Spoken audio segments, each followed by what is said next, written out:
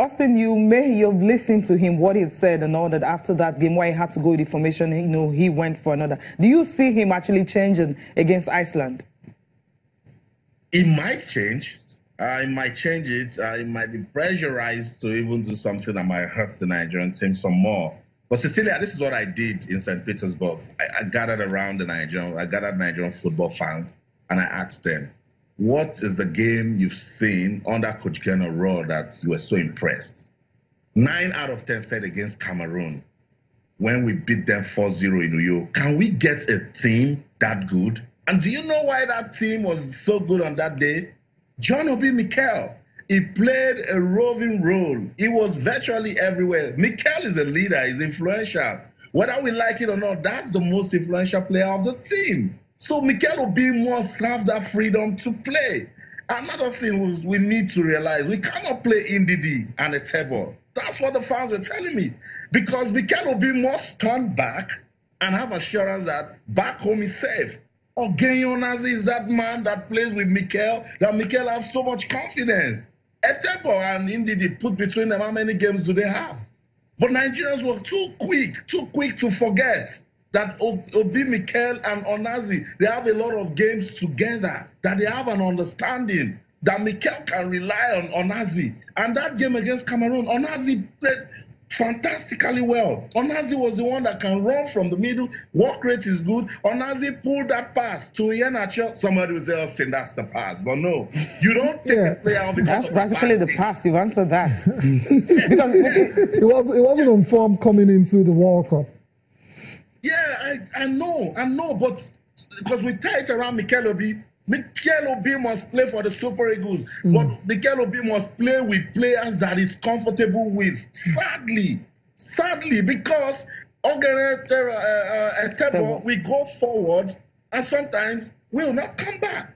Mikel will want to turn back and say, oh, Onazi is here, then he can roll. What is another event that you can see that Mikel was doing so well? Mikel did so well at the Olympics. Why? You gave him freedom to play. But if you tell Obi Mikel, go here, come there, come here, do this, you might not see the best of him. Nigerians won't like it because of what they saw in the friendly against England. But what the fans are saying here is, if we want to see the best of John Obi Mikel, Onazi must be at his back. They have a lot of experience playing together. Austin. So that might just be for the team. Austin. Shola I totally doesn't agree with you one bit. I totally disagree with Austin, you know, with due respect, my brother. The truth is, we cannot build our team around this so-called Mikel Onazi partnership. What happens when either one of them gets injured? We have a team of 23 players, but we're saying that our preferred starting 11 has to be mobile. Yes. Our preferred starting 11 also has to be solid. Which is you not. get, and it is not. You get. Now, Onazi is a good player. If the coach feels that he wants to bring him back, he should bring him back. Not because of what Austin is saying about them having this so-called partnership, but gladly because he's the best man for the role. That's what the coach should do. But based on their recent games, they've played 4 or 5 games now in the past 1 month or so. Yeah. And we've all been able to watch some of these games. We've gone back to watch the tapes over and over again. You know, when you go back, I had to see the Croatian game again without pressure this time. And I was shocked at some of the things that happened. I still insist that it was not a bad game. But sadly, it looked as if we were lacking a little bit of oomph, the grit, you know, that drive to say, look, we need to. Have you not noticed that virtually every African team has not been able to score from open play? Yeah. Why is it so difficult? We're not taking those shots when we should. We do not have a structured play. It's almost as if we're just trying to stifle people and catch them on the counter. If you want to play like that, then you need speed. And you don't have. You need to be mobile. We don't have those things. So let's play to the strength of our team. You get, look. And it's trying to have to be playing from the wings, right? Play from the wings. We need speed. So that's why I would rather have a boy who is very fast going forward and coming back, you know, than a Shehu. Now, Shehu had a good, repeat, he had a good game, but we could do better, you know. And we're talking about a team that in 4 years have gone from 132 to 22 in the world. Yeah. That's Finland. Yeah. You know, we're talking about Iceland. I'm sorry, Iceland. And you know what drives me crazy is I did a little bit of research. I looked at their team. And you're seeing people who are not even full professionals. Every player in Nigeria is a professional. I don't get it. What's wrong with us? 339,000 people.